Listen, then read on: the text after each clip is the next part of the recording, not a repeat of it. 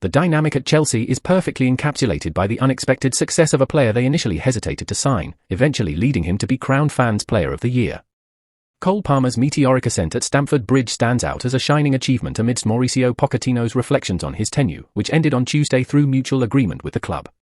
Pochettino's track record in nurturing young talents was a key factor in his appointment last summer, and Palmer's astonishing progress surpassed all expectations, culminating in 22 goals and 11 assists in 34 Premier League appearances, trailing only Erling Haaland in the Golden Boot race.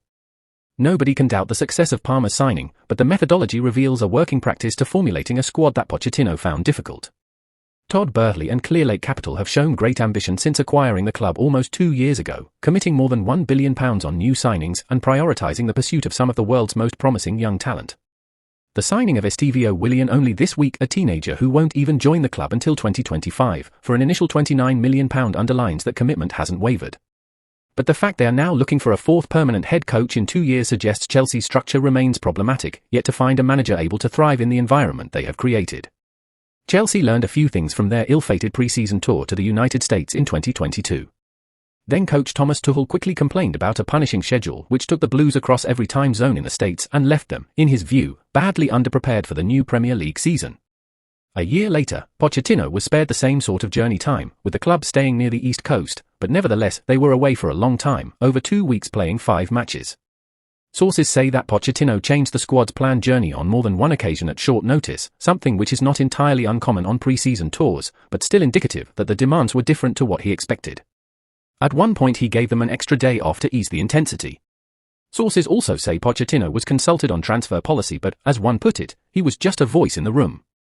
The Blues co-owners, Boehly and Clearlake's Bed Adigbali, along with co-sporting directors Paul Winstanley and Lawrence Stewart, all have their input, while the club has increasingly shifted towards using analytics to inform its strategy. That data would soon come to Pochettino's aid.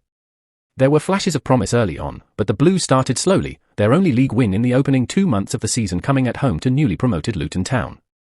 Indifferent form followed. A 4-1 win at 9-man Tottenham Hotspur preceded a creditable and hugely entertaining 4-4 draw against Manchester City. Those displays, however, were followed up with a dismal 4-1 defeat at Newcastle United.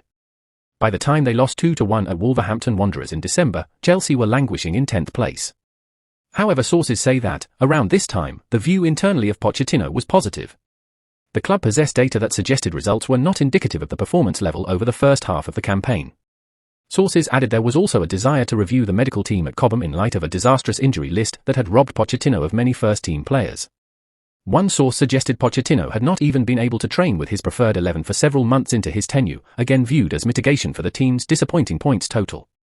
But there were differences of opinion elsewhere. Conor Gallagher's role at the club became an increasingly complex issue. Although Chelsea have repeatedly denied any issues in complying with the Premier League's profit and sustainability rules, PSR, pointing out around £400 million brought in through player exits to partially offset the £1 billion outlay, they have very few players who they could transfer for pure profit under PSR regulations to fund future spending. Gallagher is one of those. The club made little headway in contract negotiations with the 24-year-old, whose transfer was valued at around £50 million, a figure that put off several interested clubs, including Tottenham, during the January window. Yet as Chelsea continued to allow Gallagher to run down his deal, the midfielder became of major importance to Pochettino, one of the few players he could rely on in both availability and consistency of performance. With club captain Reece James regularly sidelined due to injury, Gallagher began to take the armband on a regular basis. Pochettino never quite felt the unequivocal support from Chelsea supporters. A Carabao Cup semi-final first-leg defeat at Championship side Middlesbrough was memorable for the angry reaction by travelling Blues fans at the final whistle, venting their fury at another subpar performance in a 1-0 defeat. He tried several times to revel in the rare moments of joy at the end of home games, beating Newcastle on penalties earlier in the competition, and the chaotic 4-3 win over Manchester United in April, where Chelsea came from 3-2 down in the 99th minute to record the latest Premier League victory ever.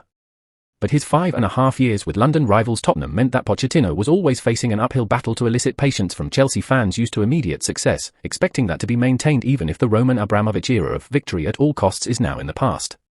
Sources say that a split developed in opinion between senior figures at the club over whether Pochettino should remain in charge.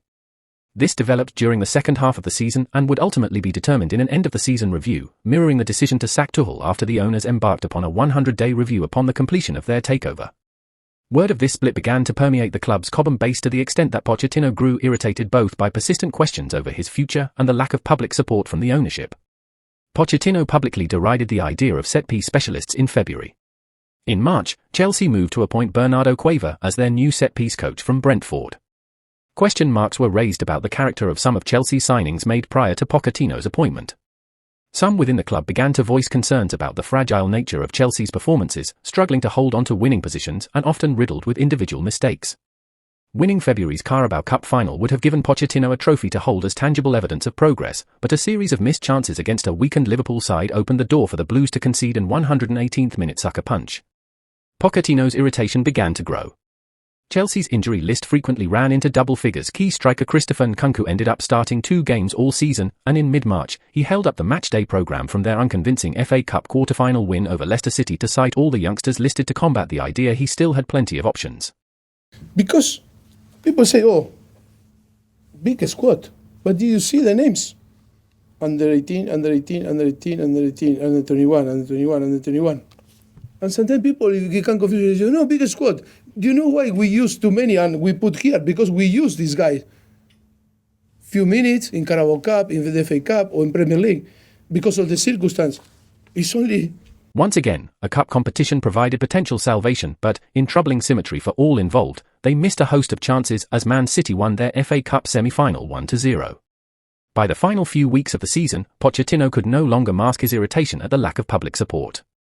Boehly spoke about the beautiful football Chelsea had played in 2.5 games against Aston Villa, Tottenham and West Ham. Boehly had remained silent. On May 11th, Pochettino claimed it would not be the end of the world if he left Chelsea this summer, citing a need for him to feel happy at the club in the face of repeated questions about whether the owners were satisfied with his performance. And despite rallying to finish in 6th place above Newcastle and Manchester United, both parties decided enough was enough. Pochettino met Boehly for dinner last Friday, shortly before Chelsea's final game against Bournemouth on Sunday at Stamford Bridge, after which the Argentine did not address supporters in the manner of many other head coaches. On Monday, the club's end-of-season review began. As assistant coach Jesus Perez and Pochettino's other coaching staff members left for their holidays, Pochettino remained in London and met with Boehly, Winstanley and Stewart. Conversations were said to be amicable, but all parties acknowledged an endpoint had been reached. The geniality of the club's statement that followed on Tuesday reflected that feeling, Winstanley and Stewart insisting Pochettino was welcome back anytime at Stamford Bridge. He probably won't take them up on that invitation in near future. And right now, that is probably best for all concerned. Thank you for watching this video. I hope you enjoyed. If you did, please give it a thumbs up and subscribe to our channel for more Chelsea content.